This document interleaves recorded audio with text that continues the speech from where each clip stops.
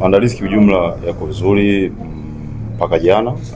Tuna siku ya leo pia ya preparation kwa maana ya mental, physical na tactical.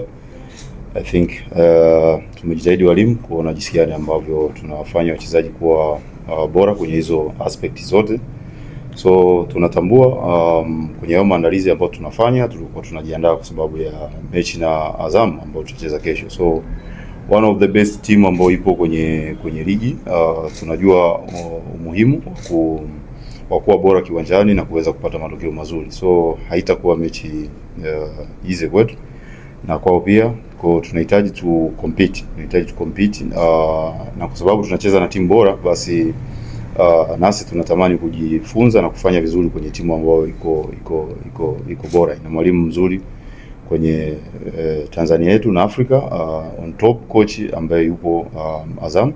So naamini tutaendelea kujifunza zaidi na kufanya vizuri, na ni good opportunity kwetu kucheza na timu bora kama Azam yenye mwalimu bora Afrika. So tunaona kwamba ni jinsi gani ambavyo tunatamani kuwa bora na tuweze kufanya vizuri ili tuweze kupata matokeo. I think focus yetu kama JKT ni kuona jinsi gani tunakusanya alama zaidi bila kuangalia nani ambaye yuko mbele ama yuko chini yetu.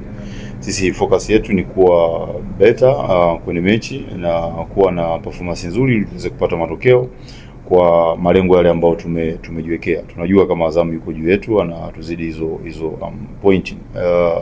Sisi ambacho tutadili nacho ni kile ambacho tumejipangia kazi ya team pamoja na wachezaji na management. So ili tuweze kufikia malengo, we need to compete kabisa ili tuweze kupata matokeo mazuri kwetu.